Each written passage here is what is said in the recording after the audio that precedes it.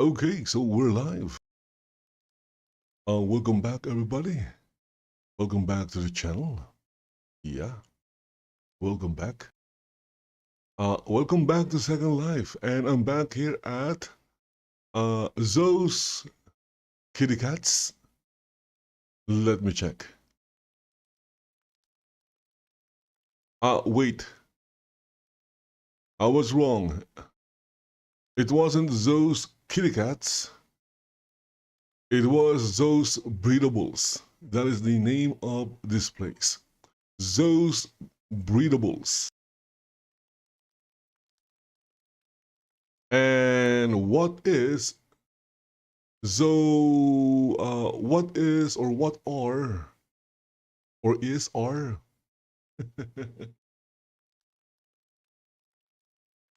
as you can see here, Zoe is breeding kitty cats.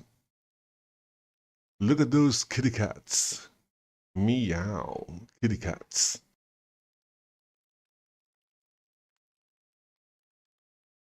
And over here, we have a couple of glowing kitty cats. Why are the kitty cats glowing? Maybe the kitty cats are radioactive. Maybe these are radioactive kitty cats. I don't know. I hope they're not radioactive kitty cats. You can see the information on the kitty cats. The name, one is male and one is female. The male one is Raven. He is 72 days old. And there are some stats on Raven. The other one is a female kitty cat. I believe that is female. Her name is Fatima, and she is also 72 days old. Maybe these two kitty cats are brothers and sisters because they were born at the same day.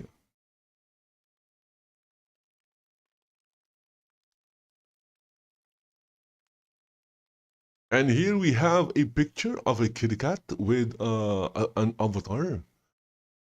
I would assume that the avatar is Zoe.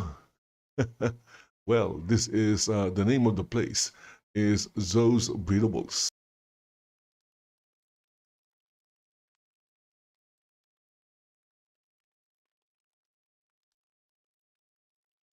Look at that. There are more kitty cats. This one are black kitty cats, pearly, and this one is velvet.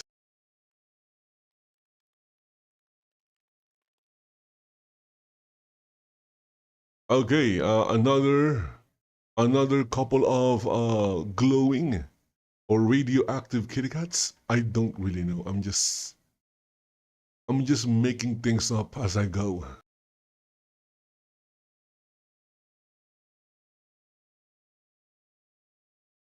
And this one is this a calico? I don't know, but it's black and white. It's Ro and Heloise.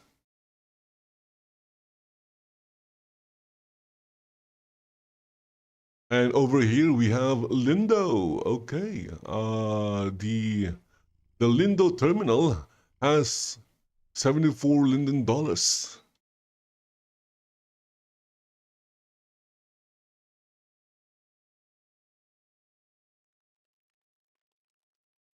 Unfortunately, I'm not here for Lindo. I'm here for virtual fishing.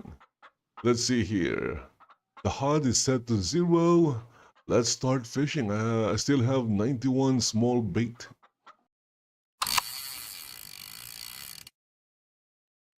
There you go, guys. Doing absolutely nothing in Second Life. I applied as in the Second Life Bloggers Network or Content Creator Network. I tried. Uh, I'm not really I'm not really positive that they will accept my application, but at least I tried.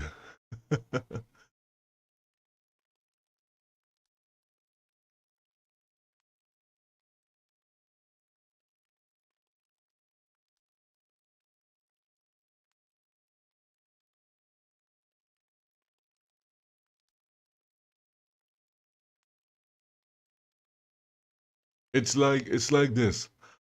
How will you know if the girl likes you if you never asked?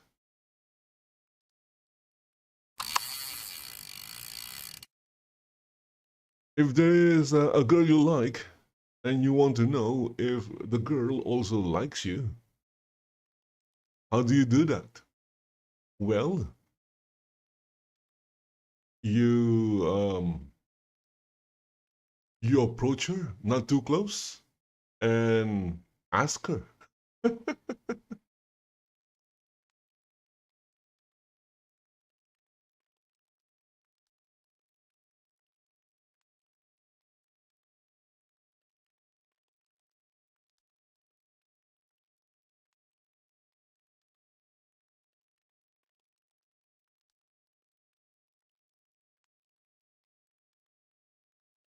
Obviously, it's not the same thing.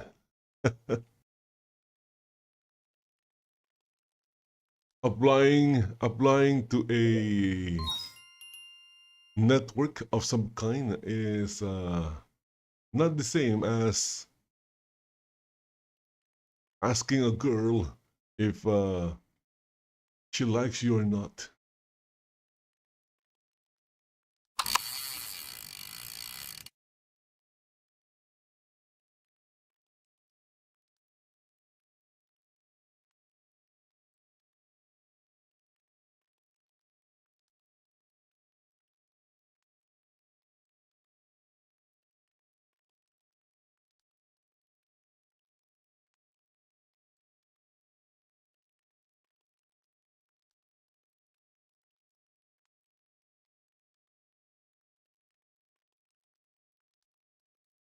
And what is the worst they could do? The worst Lidl Lab can do is reject my application. This guy sucks. We don't need this guy in our network. That is the worst they can do.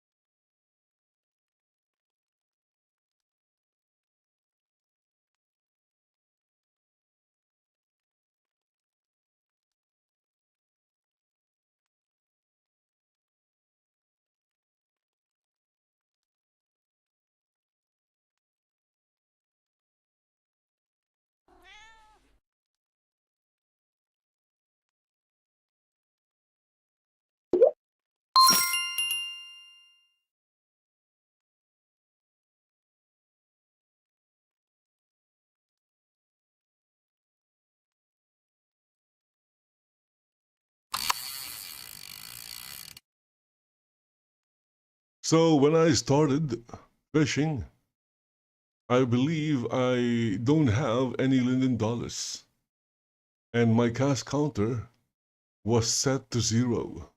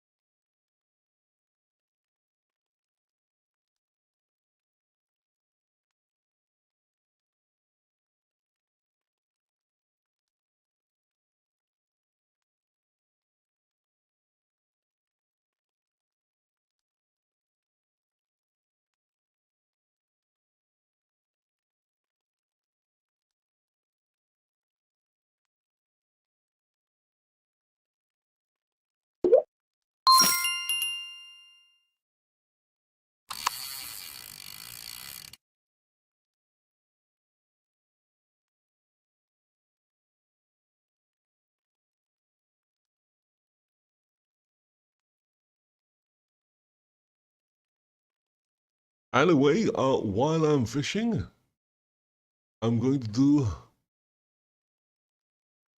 do something besides fishing. And I guess you guys know what it is.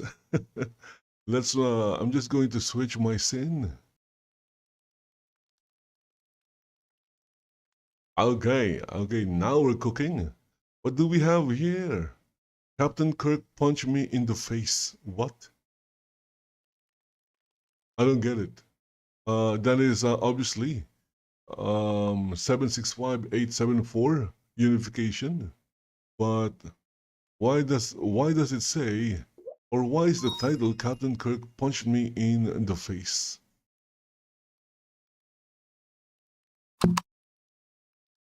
To answer that question, I'll have to watch the video, but for some weird reason, I'm not interested in watching it. I got banned from EA Play.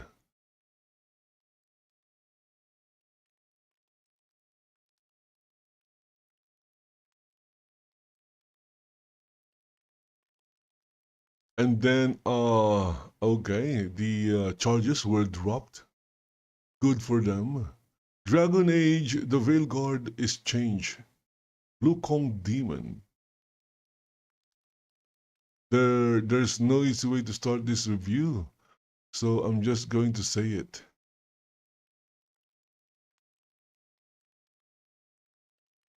Okay, stop lying. Woke guests try Joe Rogan and fail miserably. Really? What did the guest say or do in Joe Rogan's show? Now I'm curious. I'm going to check this out.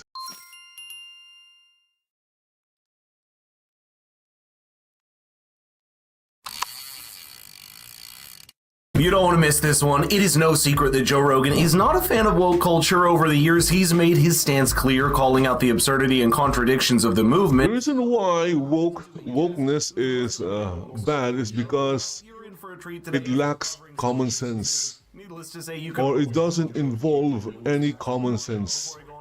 Make sure to subscribe and hit the notification. It's basically just a bunch of bullies You're better. trying to bully you into accepting their bullshit. The rest of them are all lying about me taking horse medication.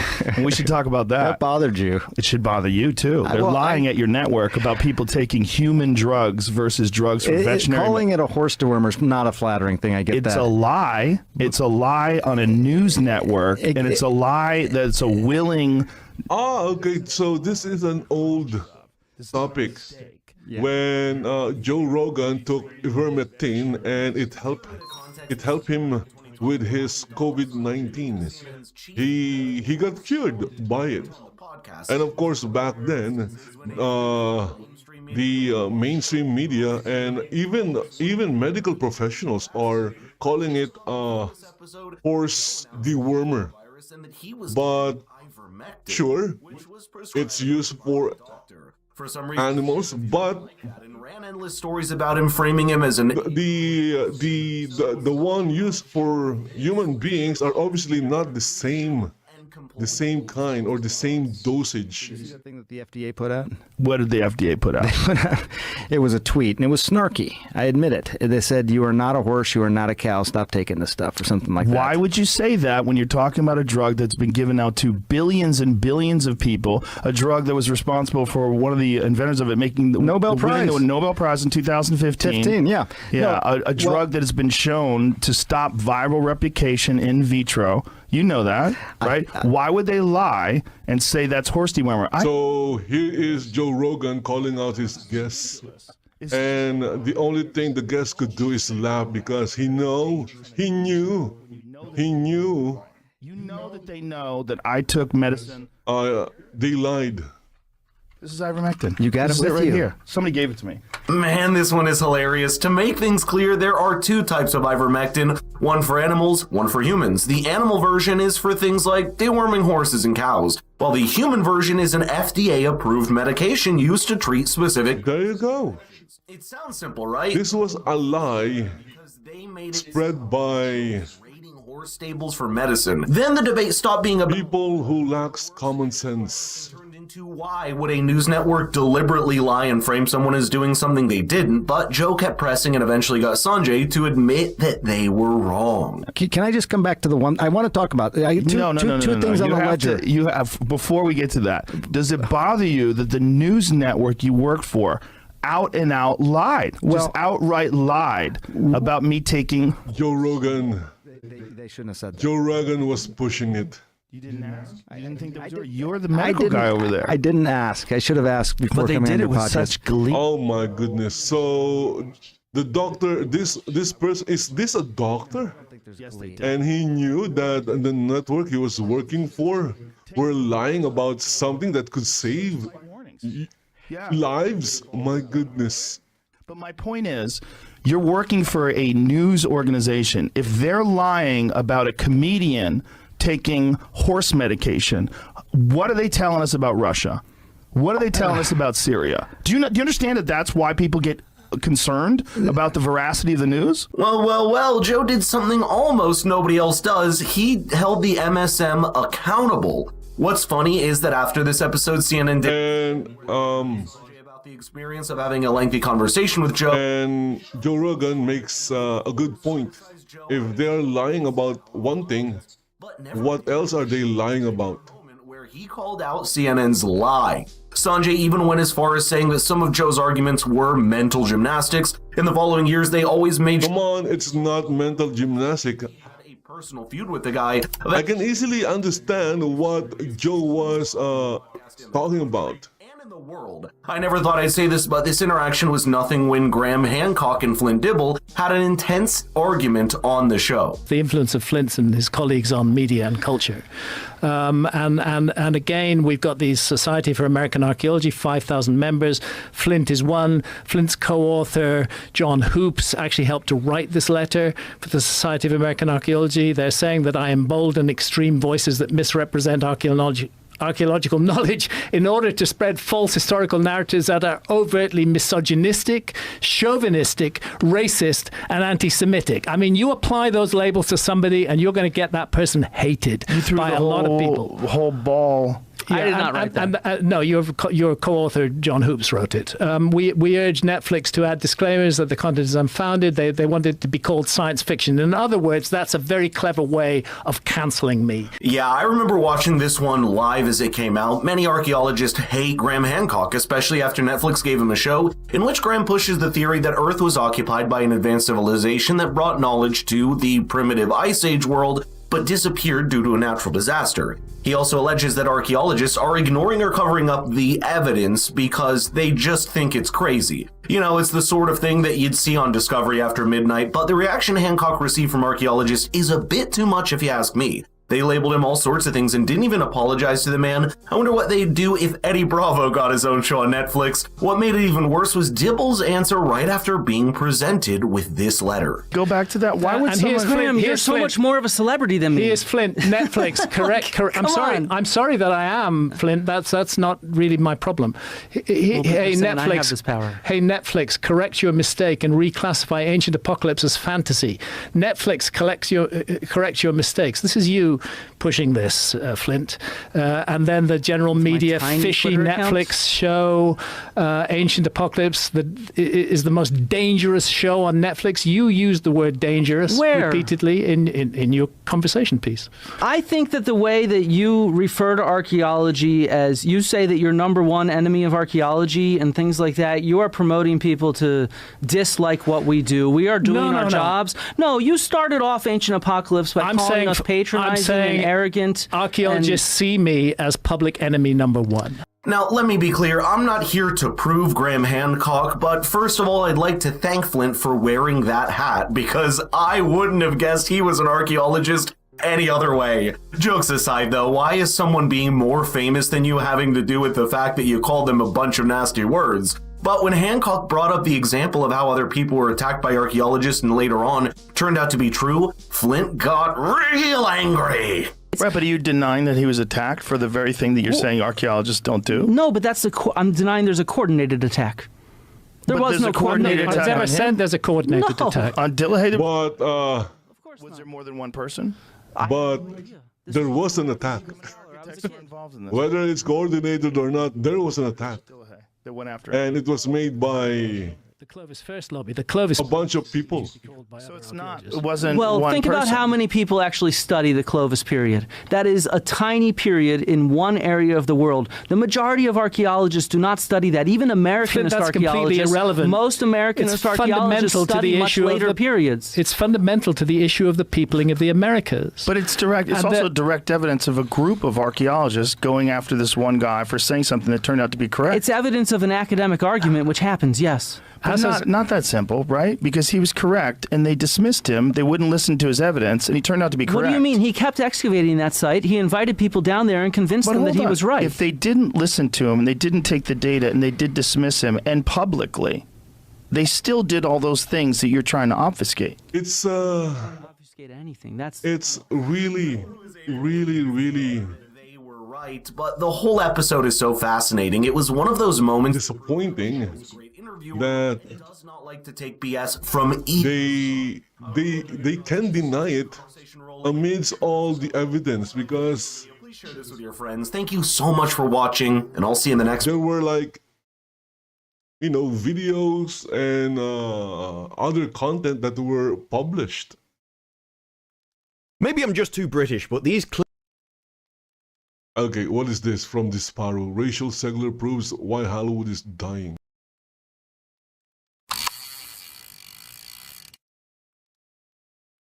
So, this was like 10 hours ago. clips make my skin crawl. They are probably just having a really hard day, Yes. and I am putting out a movie. Stay graceful and ignore the hate. Hello. Americans have always been more naturally complimentary than the British. They're really good at hyping people up. Both of you are just like quintessential beautiful souls. First of all, nobody could have done it better. It's your voice. You're just a powerhouse. Give an award for most expressive eyes in Hollywood, it would go to you. Yesterday, I was watching the film and I was in tears every time you opened your mouth. The problem is Hollywood That is an example of an echo chamber. criticize anything. Rachel. Andrew. Rachel. Andrew. This is a massive problem for their shows, which never get criticized when they're made, and the actors whose egos get ballooned through the roof because everyone is telling them how amazing they are all the time. Because you're in my favorite movie of the year. You're in my favorite movie of the year. It's no surprise when you're getting your ass Oh my goodness, the conversation feels fake. and as everyone around you. Even in a setting like that, they are still acting. Because that would make them an arsehole. That would make them the arsehole. What you've done is just so stunning and soulful and authentic and And genuine. I like Andrew because he's Spider-Man. You know, really. But in the end, he is just another Hollywood actor. Absolutely. Just weirdly proud of someone that I've never met. I'm so happy to be meeting you. I cannot even believe those words just came out of your face towards my face. You're not going to believe them because it's just one person seemingly attacking you for no reason. Everybody else you know has told you how amazing you are, and that one guy over there, he just wants to bring you down. You are Snow White. You are canon Snow White at this point Thank you. in my imagination. He's the only one saying this horrible stuff to you. Because you know why she's Snow White? Her skin is white as snow. It's because all of the people were angry. Like, Those people. very much this, yes, it was The this people that we awakening need of- to educate, the people that we need to love into awareness. love them in the right direction. And if you're not able to abstract and only see the world from your perspective, Their definition of love is cancel them, get rid of them. And in fact, if they can kill them, I'm pretty sure they're going to do it. I don't need your business. Thanks. Have a little manners here, sir. Cosmopolitan did a magazine shoot with Rachel, and I don't know who decided to put the cover together, but I have to be... That is their definition of love. Seriously, she looks like a Ew. video game character. Don't mess with Rachel. They're so fake, my goodness. They are more fake than my avatar on screen. Casual strapless dress. Probably for the same reason that I can have strapless t-shirts. I'm really... Okay, so regarding Snow White, unfortunately, of the few actors in Hollywood who doesn't seem afraid of their own. The target audience are kids. For staying true to herself. For saying Kids and young teens and maybe young adults. for it. And at no point has anyone wondered, yeah, should she though? No one in Hollywood. And I don't think It's so brave. It's so the demographics, even when you're. I don't think they care about whether the actor or the actress playing the title role of Snow White is a terrible human being or not. Especially when it comes to kids. Tell you the truth, and you'd improve in a toxically positive environment. Kids will see there's a new Snow White movie and they're going to ask their parents to now they don't get hired on that movie. Everybody in the world responds. Watch the movie with them. And no one is incentivized And to tell the truth. Let's say that you. I'm not sure if the parents are going to explain to the kids that no, you can't watch that Snow White because that Snow White, the actress playing Snow White, is a terrible person. In the world, you're actually going around making sci-fi safe for bloods. Which I don't know if it was this headline, but somebody actually used that word. And before you know it, you start thinking that you can represent an entire culture and society. All because nobody told you to shut up. Childless cat lady? If everybody was, you might internalize it, realize you're the problem, and change as a person, rather than trying to come up with excuses about how horrible the other person is, and so your behavior isn't your fault. Even in Cosmo, they're like, give an example of when you hid last summer. Why? Because the internet was raging about something beyond my control. Like what roles she accepts as a job. She was just getting glicked out of her mind and couldn't stop signing the contract. I struggle to think what other circumstance that could be, but here we are. You got cancelled? It was because I was Polish. Because I had Polish skin. There was a lot of harassment from a certain group of people. That means not my fault. It's the problem of the certain group of people. The Polish.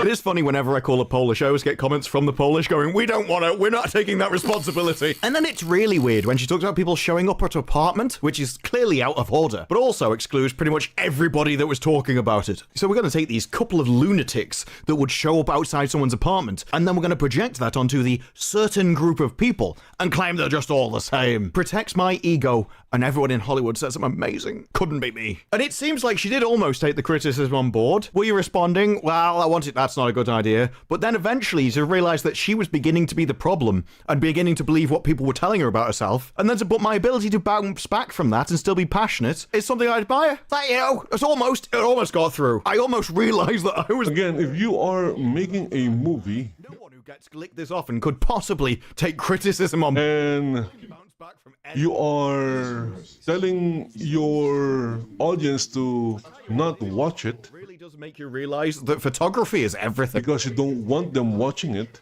And then compare it to those. Don't be surprised if the movie doesn't make money.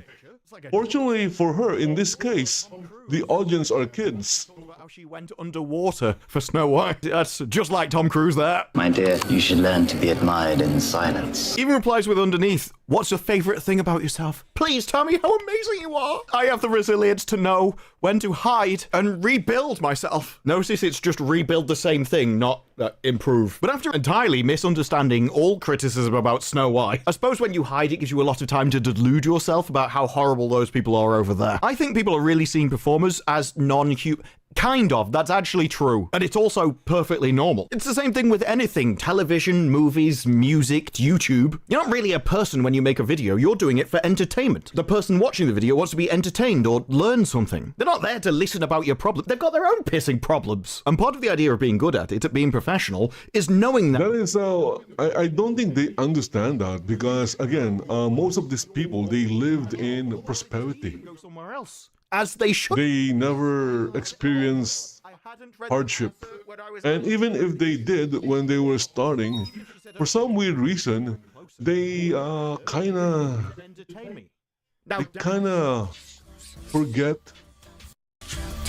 how they started. You exist in their world. If you're not doing it, they'll complain or just go somewhere else.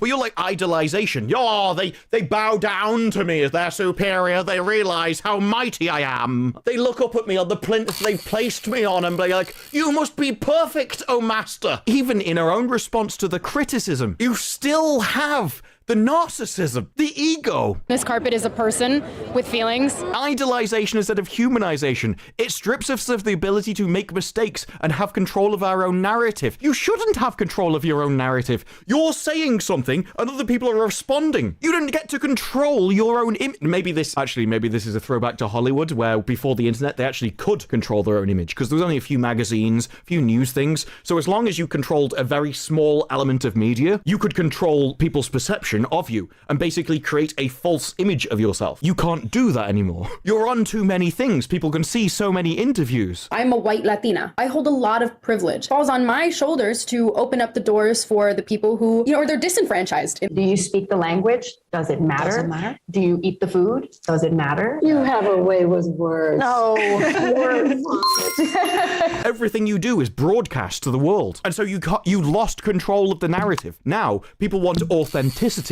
They see you authentically what you are. They can tell. But it strips us of the ability to make mistakes. No, what they want is for you to be professional. They expect you to fulfill your role in your job. And your job is to entertain. That's it. It's not your job to be a person publicly. Any problems you have in your private life should be in your private life. To you, your world is the biggest thing in the world, but it isn't to everybody else. Now, there is an element of if somebody is beamed into your home and you spend hours a day watching somebody one-to-one in your own home, then people can feel like they know you better than they actually do. This is entirely unrelated to the first half of the paragraph.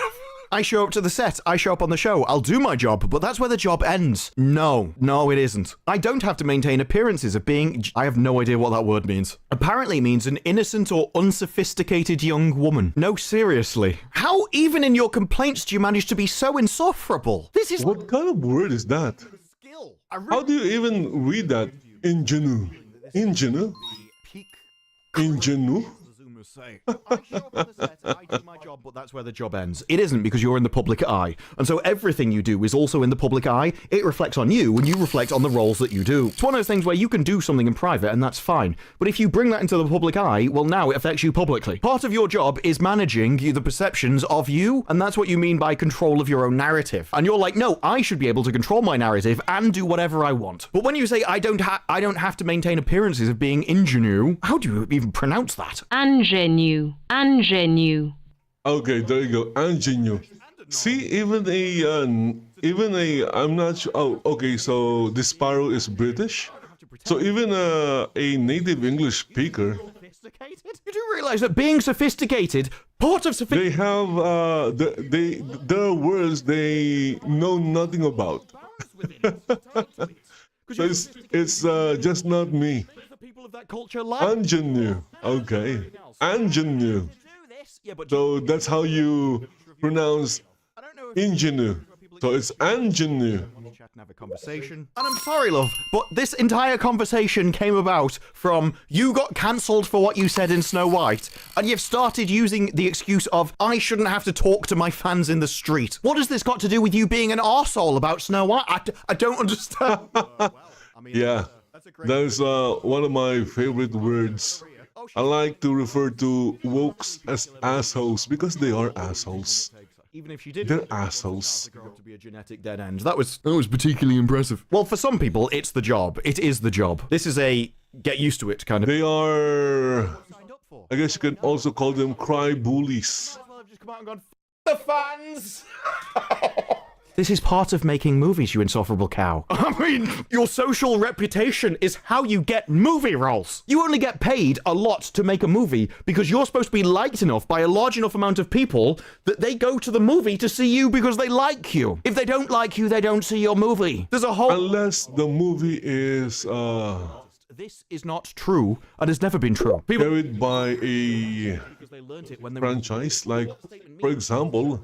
the art from the artist is that if somebody makes... We went to watch Tobey Maguire's Spider-Man not because we loved Tobey Maguire back then. Different when it comes to we went to the movie because it was Spider-Man. we didn't know who Tobey Maguire That was. movie with their own values and messages, they instilled them with part of their personality. Now with Iron Man, it was, I guess you can say 50-50. I knew who Iron Man was, Capable of being told. and my wife know who RDJ was. If he was equal to everybody So else. it was 50-50. We went to see the movie because of Iron Man, the character, and RDJ.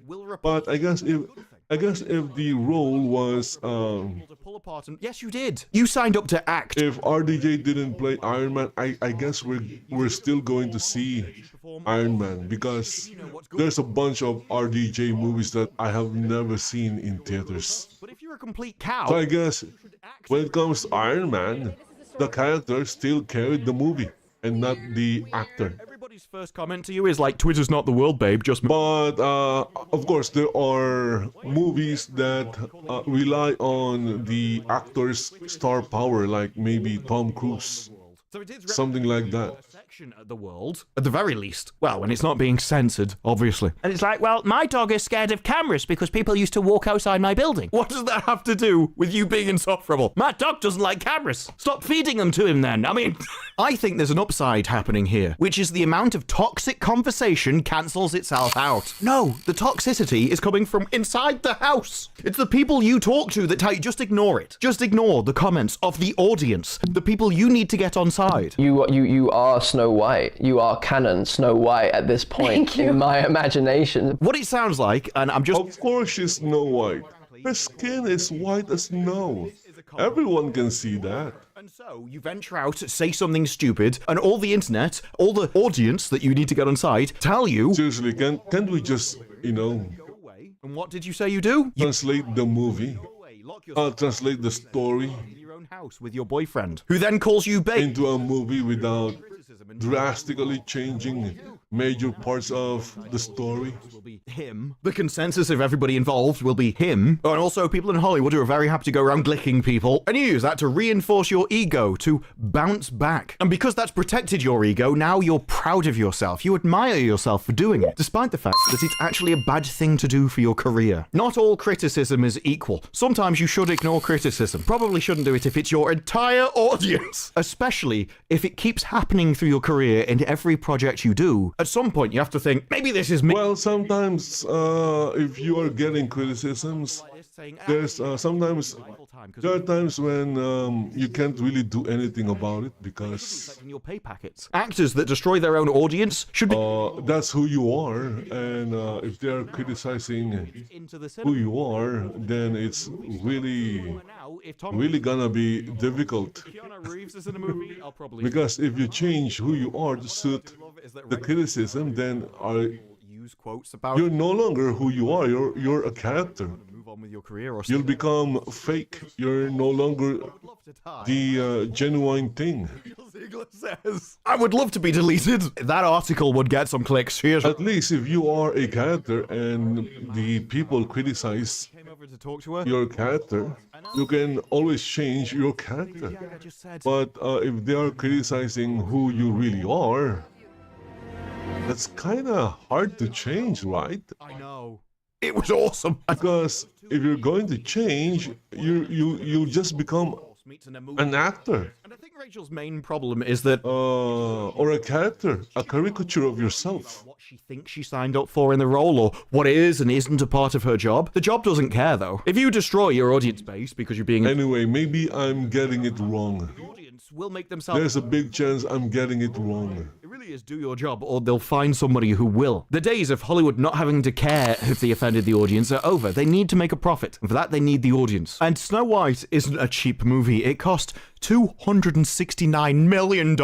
That's without marketing. And you think you can go out and alienate the people that money comes from. I do think one of the problems in Hollywood isn't just the toxic positive. The thing is, this Sparrow, this is the Sparrow, right? The thing is, the audience, the target audience is not you, it's not me, it's the younger generations, the kids.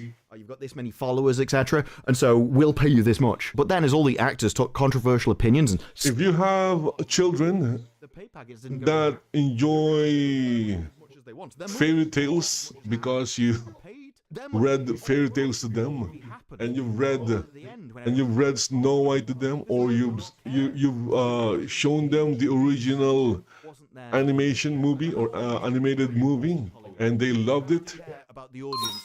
I don't think they will care whether the actress is a good or bad person. All they will see is, Mama, there's a Snow White movie and I'd like to go see it. Can you really tell your child that, no, child, we can't see that movie because the actress playing Snow White is a terrible human being. People to behave in the Not sure if a kid will or can understand that. People get torn down the whole life because they don't have dangly bits. Can't be my. It's gonna be a hard sell. Something she seems to have internalized to protect her from all criticism. That you just hate me for things I can't control, rather than for it beating my personality and the things I've said. Like, she literally said it in this interview as well. The internet just hates me for something outside of my control. This wasn't the only time Variety tried to improve her public appearance. She also did this video with Halle Bailey, where it was just both of them glicking each other for 40 minutes. After 41 minutes, they definitely thoroughly got glicked. That seems to be the attempt to control the narrative, as she said earlier, which she's realized she can't do because she can't control her own mouth. And there is no amount of articles or videos that can make people... It is so fake. ...change your behavior because you've realized you're... I've only seen like Interestingly, a few seconds of it, and I can already tell that media brands under it's fake. Variety. The interaction was fake. TV line, various awards. I guess it's to be expected since they are paid actors. Find out who the president is, and it's George Grobar, who spent 13 years at the Walt Disney Company. So he went from working for multi-billion-dollar corporations to being president of a media company that reviews the same corporation that he worked at. Maybe that explains why they're so happy to try and reinvigorate the image of actors. It's all the same people involved all over the place. Some people say it's not what you know, it's who you know, and it seems that via Disney, Rachel Zegler has connections to all of the right people to get articles like this written, but it still can't save your career if you're not even willing to do a little bit of introspection. And for that to happen, Hollywood would have to drop the toxic Maybe if your kids want to see Snow White and you don't want to bring them to the theater, maybe you can buy them something. Promise them to buy something. Okay, if... Just to try and appear nice. And we're not going to see Snow White, but instead I'm going to buy you whatever the other thing that is they like, maybe a PS Pro or whatever. Buy them something. Put it down in the comments below. Like the video if you like the video. Subscribe, more videos like this in the future, and I will see you in the next one. Now, bye-bye.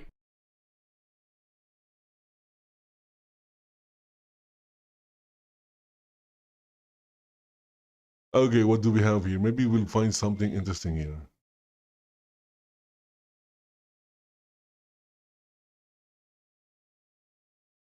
Were they serious? Okay, that was why no catch? SpaceX reveals big secrets about Starship Flight 6. This American guy. Look at that. YouTube is recommending my own content to me again. Yeah. Very good, YouTube. Thank you for pushing my content to me.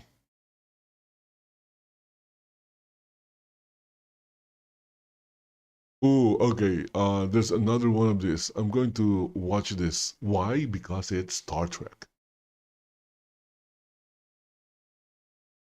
Kirk and Spock return in this amazing... And it's not just Star Trek, it's old Trek. Amazing new short, Unification.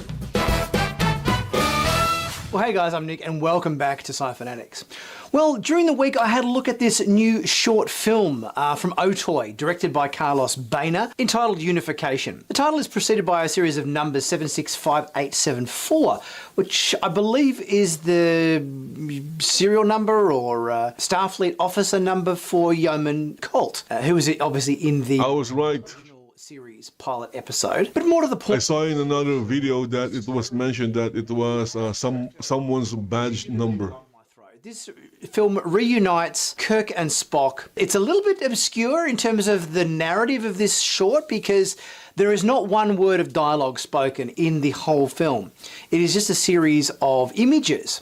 but it connects kind of, I guess, the end of Star Trek Generations with Spock's death, which happens off screen in Star Trek Beyond. It was always slightly disappointing that obviously Leonard Nimoy passed away in between the second and third Star Trek films, and we sort of never got a sort of a proper goodbye to Spock. But this little short film kind of corrects that, because it kind of links up the end of Star Trek Generations with the death of Kirk, with him sort of, I guess, traveling to the afterlife, I guess you'd say, and he's able then to, after he's in the afterlife, somehow cross over using temporal time warp, I guess, technology to the Kelvin universe to say... So even in the Star Trek universe, they believe in the afterlife. Darkness and Star Trek Beyond. And they call Christians crazy. I guess a combination of deep fake and sort of CG type technology, where actor Sam Witwer, who a lot of you guys would know, he's quite actually good sci-fi actor who's been in a lot of stuff. He was the main character in the Star Wars Force Unleashed games. He has provided the voice for Darth Maul and other characters in the Star Wars Clone Wars, Star Wars Rebels. So Sam Witwer does a lot of sci-fi stuff. And the deep fake CG technology used here to transform Sam Witwer into James T. Kirk is quite remarkable. Also Lawrence Selleck, who plays Spock in this short film as well. The film starts with the quote from Star Trek II, "How we deal with death is at least as important as how we deal with life." So it kind of is referencing the death of Kirk in Generations and the death of Spock in between Into Darkness and Star Trek Beyond. But the quote originally was obviously from Star Trek II regarding the death of Spock in that film. We get a series of images in this film which, to be quite honest, I'm not quite sure why they're there, because they sort of almost don't need to be. We've got a shot of Gary Mitchell from original series hovering over a sun in some godlike pose, which sort of doesn't really kind of connect to anything else in the film. I'm not quite sure. Well, it won't connect with your assumption, because your interpretation is they are in the afterlife. But if your interpretation is that Captain Kirk was resurrected, then the images in the beginning makes perfect sense, because the guy in the sun has the power. It's like God, and in this screen here, they have James Kirk's body. So there's sort of, I guess, so you connect this and that. You have someone with godlike power. You have Kirk's DNA or whatever they have. I'm not sure whether it's meant. See, it connects if James Kirk was resurrected. It doesn't connect if Kirk was in the afterlife. Or whether it's meant to be an afterlife type space. We get a Gladiator style shot that, like Russell Crowe running his hand through the field or whatever in Gladiator, but this is Kirk's hand dragging along a few leaves and plants and so forth in this very beautiful garden. And I've got to say, the deep fake technology and so forth used to bring Kirk back to the way he looked in Star Trek Generations is quite remarkable. It's flawless, in fact. They've done such a great job here, motion capture and everything of Sam Witwer, performance capture, I should say. And yeah, it is flawless. It looks fantastic. We see this group of people here in this kind of garden setting, which to me it's sort of meant to be, I guess it seems like it's meant to be like a heaven type space, or the Nexus, something like that, to that effect, where we, quite surprisingly, amongst Kirk walking through the crowd of people here in this environment, comes across Savick. I'm not quite sure why Savick is dead or in heaven, whatever, but there's an implication here. It's not only Savick, but also the guy behind. Again, it doesn't make sense if they're in the afterlife, but it makes perfect sense if Kirk was resurrected. And Spock with the whole little finger rubbing scene and whatnot on the Genesis planet. I don't know, maybe they went behind some bush somewhere and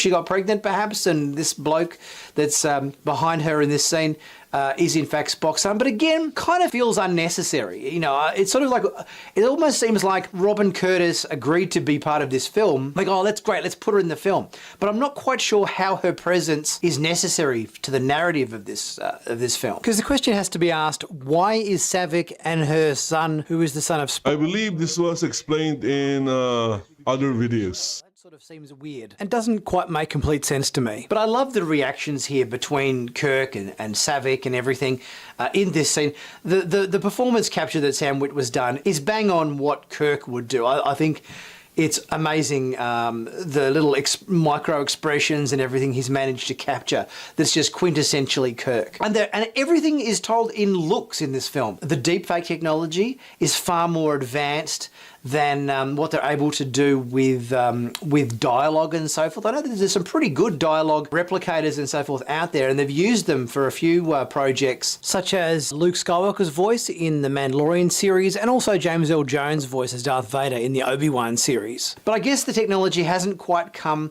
of age yet where they can do proper deepfake facial replacement and completely authentic dialogue replacement as well. But there's just something about it that isn't quite right just yet. So I guess they've stayed clear. Maybe it's already there. They just chose to do the silent treatment.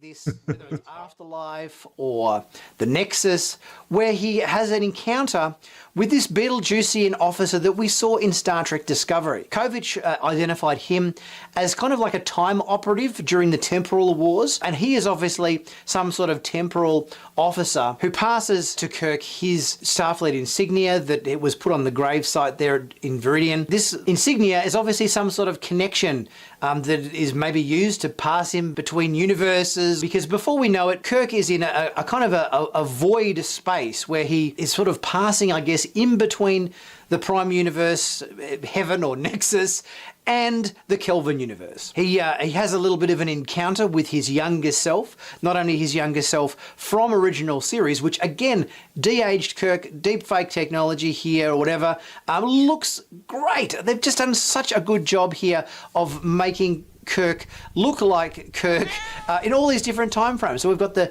Star Trek Generations Kirk, we've got the original series Kirk, and we've also got the Star Trek II Wrath of Khan era Kirk as well. So they've done a really brilliant job of showing us these kind of three different Kirks from different stages of his life. So this is almost like a transition. That is just the producers or the creators flexing. Look at what we can do now. His deathbed. I'm not quite sure what planet he's meant to be on, because obviously Vulcan was destroyed in the Kelvin universe, so obviously they're on a mountainous planet here that isn't Vulcan. And we just get an absolute beautiful scene here between Kirk and Spock on his deathbed. We see the little picture frame that I think Zachary Quinto opened up in Star Trek Beyond to kind of look at an old photo of Kirk and crew, which obviously is the same picture frame that they see sitting on the bedside table here for Spock. And we get an absolutely beautiful, heartwarming scene between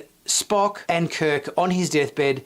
These two friends reunited. Kirk obviously having just died himself. Whether this is meant to be the spirit of Kirk as opposed to actual physical body Kirk, because obviously he died a generation. So I guess this is more so maybe a spiritual representation of Kirk coming in at those last moments of Spock's life and just being there with him in spirit to say one final goodbye. Not one word is spoken in this scene. It is beautifully scored by Michael Giacchino. I absolutely love Michael Giacchino's music. He has obviously done the music for all the Star Trek Kelvin universe feature films, along with the theme from Star Trek Prodigy. He's an amazing composer and obviously has a massive Star Trek pedigree in his composing work, and he's done an absolute outstanding job to just compose such a heartwarming score for this scene, because not one word of dialogue is spoken. All we've got is the visuals and the music to warm our hearts, and boy does it do a good job. It does an absolutely stunning job of capturing these last moments between these old friends, and it was beautiful. It left me, with a lump in my throat and warmth in my heart for these lifelong friends. It was a beautiful short scene. My hat goes off to the Otoy crew and Carlos Baena for directing a film that has brought such a heart back to Star Trek that I kind of feel it's been there in certain shows, certainly Star Trek Picard Season 3, and I feel we've had it to a certain extent in Star Trek Strange New Worlds. Just feeling that connection between these two characters at this sort of last moment in Spock's life, Kirk being able to be there for him, does such a huge amount more justice to Spock's passing rather than just a throwaway line in Star Trek Beyond where they go, oh yeah, Spock's dead now, you know. And obviously that's because Leonard Nimoy passed away and they weren't able to film any last scenes with him. But I think this short film does such a great job of giving us that last little moment in Spock's life, spirit of Kirk, I guess you'd say, to be there with him in some capacity, you know, as he passes away on his deathbed. It's such a beautiful moment. And not only did Michael Giacchino did the music for this scene, Rod Roddenberry produced it, William Shatner executive produced it, Susan Bain Nimoy, Leonard Nimoy's wife, executive produced it, Dave Blass, who did Star Trek Picard, was the production designer.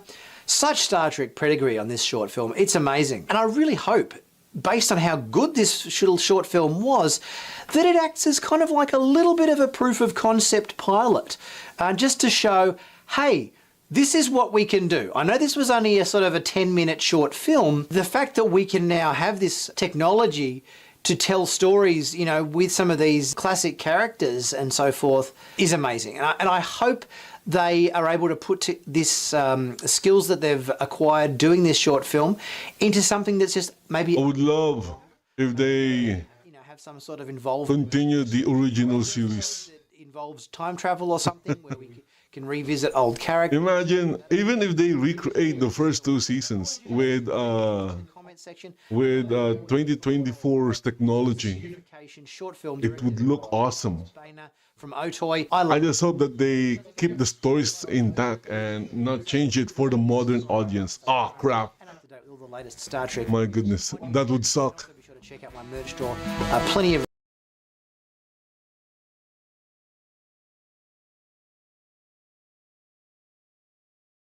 Okay, 2028 official plan 400 launches. Attacks a man, you're going to jail. Shocked. Okay. The Poor Man's Podcast. Yeah, why is the woman attacking the man? My goodness. And then they would cry if they were the ones arrested.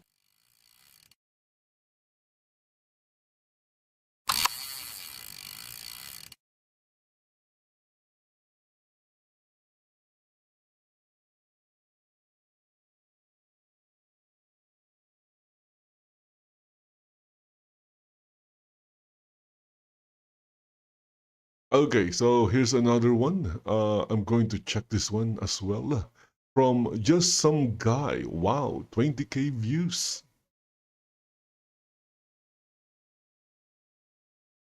Are you all right?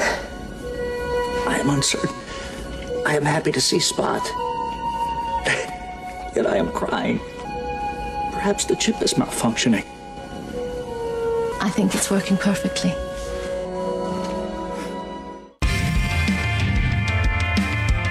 Oh, music, my goodness. I hope it's not copyrighted. Well, it's copyrighted. I hope it's, you know, it's for everyone to enjoy. Years ago, I sat in the Ford City Theater to see my first Star Trek movie, Star Trek Generations. It had only been a few years since I'd gotten into Star Trek. Ironically, it was in that theater, literally the same room, I got hooked onto Trek. I forget which movie it was, but some white kid sat next to me before it started, and he came in with this VFX magazine and would not stop talking about Star Trek 6. I'm a sucker for special effects, and that was all he talked about. So after that, I wanted to see the movie. One of my aunts is a huge Trek fan and she had the movies, so I borrowed and never returned Undiscovered Country, and that sealed the deal. After that, I watched everything Star Trek I could find, including the final season of The Next Generation. After falling in love with the original series films, I was really excited to see Generations, hoping it'd be just as good as Undiscovered Country. That's not exactly what happened. The film wasn't bad. I enjoyed it, but it had a lot of characters, and even though the premise was yeah, it didn't work that well. And then there was the ending. Only 2 times have I walked out of a theater where people were dejected and silent. That was one of them. End of Days was the other. I knew that Kirk would die in the film, but like many fans, I expected something more than what we got. After all, Kirk said he'd die alone, and in the movie, he wasn't alone. Nothing about the scene felt right. It was too plain and simple a death. It had no weight, no drama. That's not how James T. Kirk would die. Even William Shatner admitted that he didn't like the way the scene turned out. I've always felt like there should have been something more, something to give the passing of one of modern history's greatest characters the gravitas he deserved. And now, 30 years later, we finally got it. Otoy, I hope I'm pronouncing that correctly, released the short film 765874 Unification. The title doesn't exactly roll off the tongue, but this 8-minute short is some of the best Trek I've seen in years. It picks up right after Kirk's death and shows us what he sees after he dies. There are no words. I'm not saying I'm speechless, but that there is literally no spoken dialogue.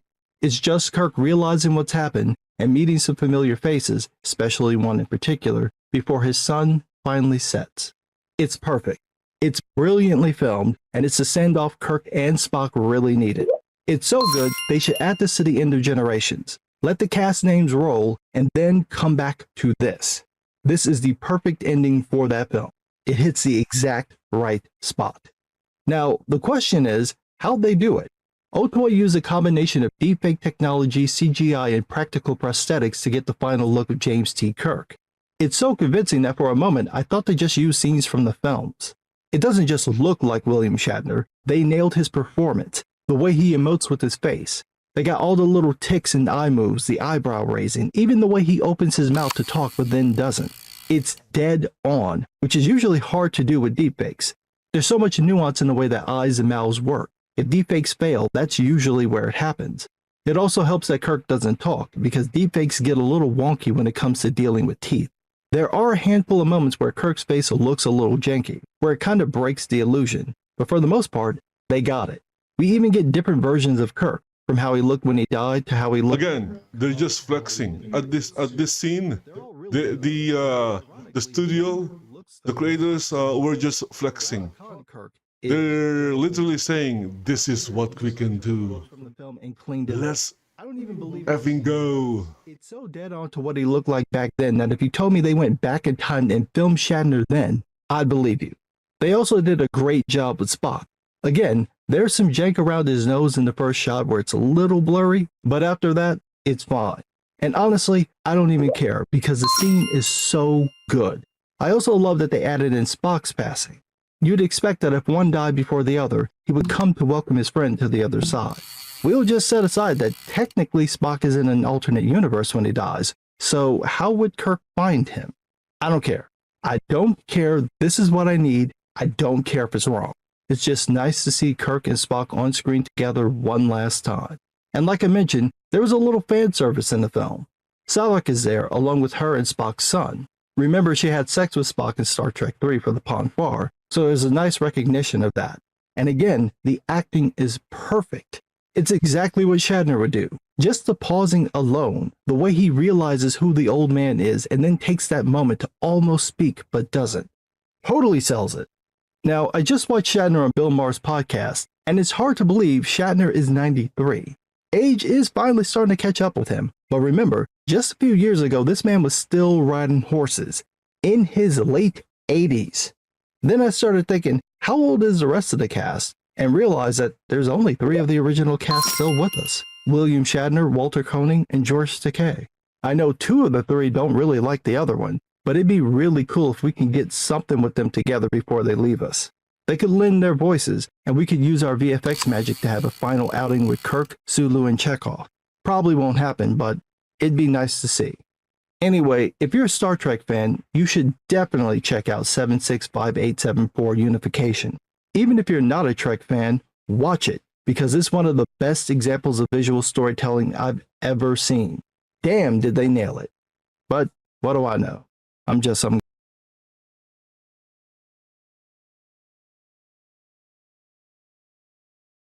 Okay, so what do we have? C++ standards contributor banned for using word question in paper. What?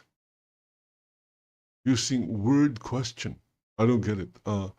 Should undefined operations be allowed to affect observable operations that happened before them? I don't get it because I have no idea what they're talking about. He came back. Who is this? Oh, it's Kamomo. Kamomo, the Rust moderator admin that enjoys banning cheaters in Rust. And he also live stream it. So if you're a cheater in Rust, there's a chance that Kamomo, or you'll be featured in one of Kamomo's video and live streams. If you want to be famous in the Rust community, there you go. Just do some cheating. Make it obvious.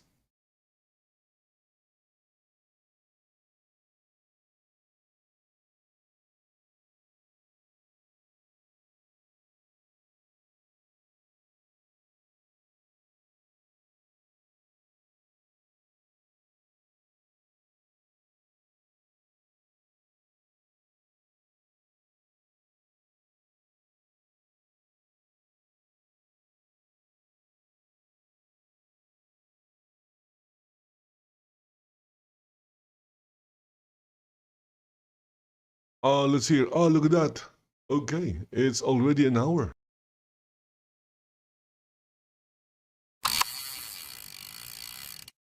And because it's already past the hour, that means the end of the stream as well. As you can see, my avatar is still here fishing.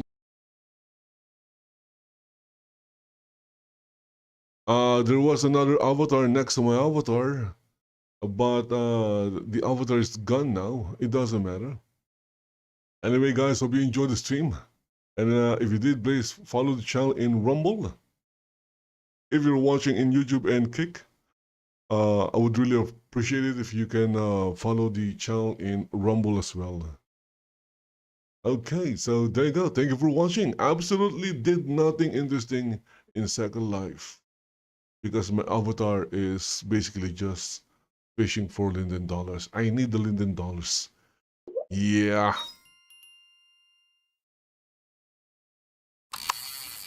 I need lots and lots of Linden dollars. Okay, so guys, thank you for watching. See you in the next one. Bye-bye for now.